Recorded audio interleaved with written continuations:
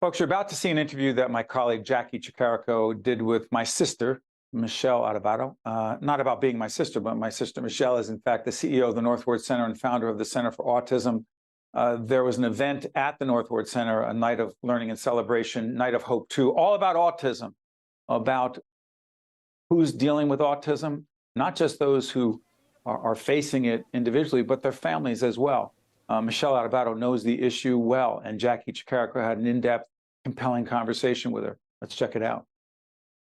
Hi, I'm Jacqui Tricarico on location at the Northward Center here in beautiful Newark, and I am joined by Michele Adubato, who is the CEO of the Northward Center and the founder of the Center for Autism. Michele, we're here for a really important event tonight. It's called the Night of Hope 2. Describe it for us. Wow, Night of Hope. Night of Hope 1 was huge.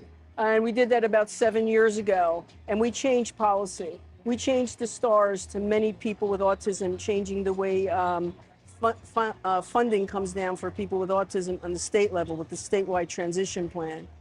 So when we thought of what we should do, it was immediately clear to me and Suzanne Buchanan that it needed to be healthcare, okay? So Night of Hope 2 is a celebration also, because here's the thing about hope.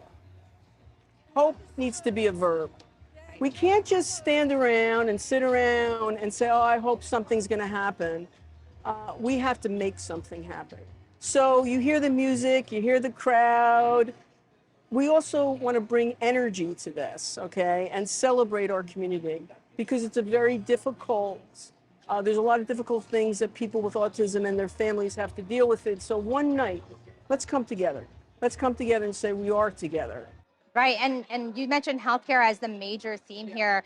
There's been a lot of studies that have reported that healthcare professionals just aren't given the resources, the proper training to be able to effectively and efficiently take care of people with autism when they're coming into any healthcare setting, really, dentist, eye doctor, whatever it might be. What do you think really needs to be done to make it an industry standard for healthcare professionals to be trained the proper way? So I think unwittingly, the healthcare profession has created a situation like every other situation where people that are different it doesn't actually work for, and that's probably most people. So what happened with healthcare, especially after the pandemic, and during the pandemic we saw this, just getting vaccines were just so hard. People take for granted a shot, okay? How hard? It's very hard. There needs to be trust there, right? Trust. There needs to be consistency. There needs to be, faith in this is going to be okay. And also, when you have a cognitive disability, it's also about the understanding of what's happening to you. And so Night of Hope 2 is about purpose and joy. The purpose being that we really do want to ignite a sea change of how our professionals think about how to deal with people with autism. I'm going to give you an example. Last night, one of our members from Hope House needed to go to the hospital. And Hope House is? Hope House is the first permanent group home for people with autism in Newark, and we opened it, and we're very proud of that. And going on to Hope House 2, so we're very excited. Great. And so she needed to go to the hospital, and she's fine. Good. I called the doc. I said, listen, doc, we need help. Please don't have her wait. She's nervous. They took her right in, Claremont, wonderful hospital, took her right in, made her feel comfortable, and she was home within 2 hours. Don't take that for granted. That was a huge thing that happened. And not always the usual circumstances. Right, yes. Yeah.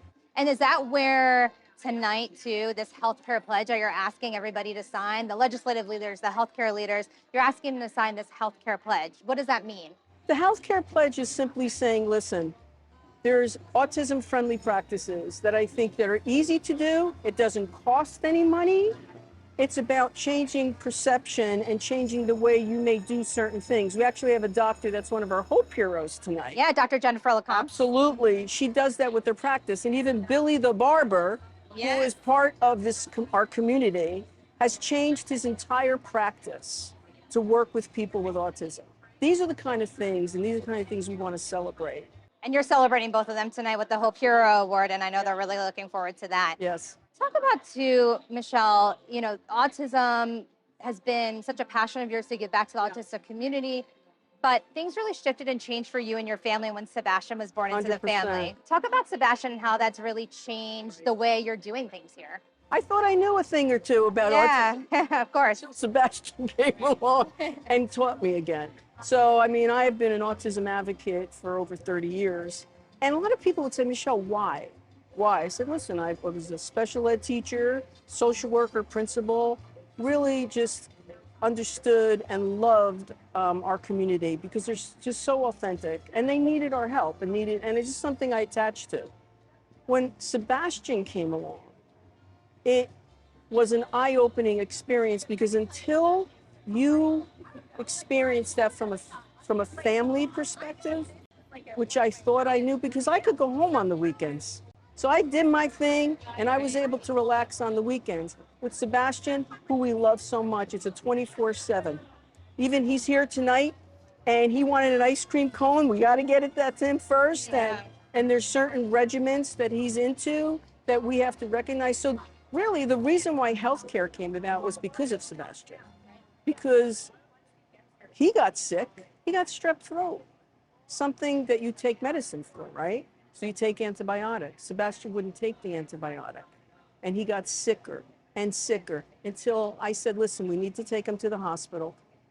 We took him to the hospital. I got my little, you need to see him. Yeah. They got him right in.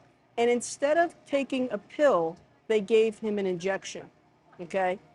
Now, that injection was tough, but it was one injection, and he done. was good for 2 days. You knew he was going to These get are better. the small changes. Right. And you know what the doctor said to us, which I thought was wonderful? He looked at us and he said, okay, he's not doing this. How can we help?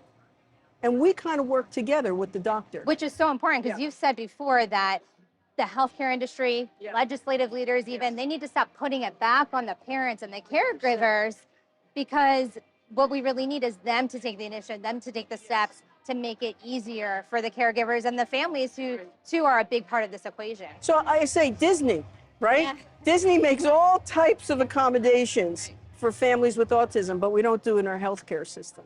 And Disney has it right because you know what? It's not about cutting that line. It's about helping that young person who can't wait, who does not have the ability to say, wait, I'm going to wait, a couple hours to be seen.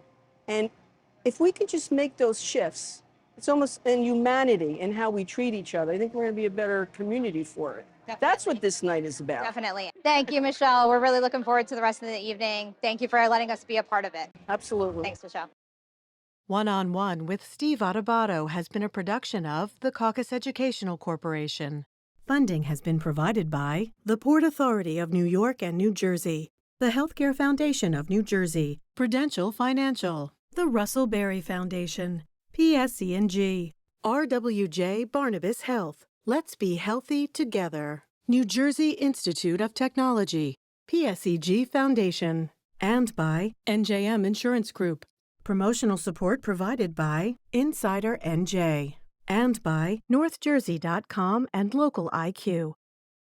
NJM Insurance Group has been serving New Jersey businesses for over a century. As part of the Garden State, we help companies keep their vehicles on the road, employees on the job, and projects on track.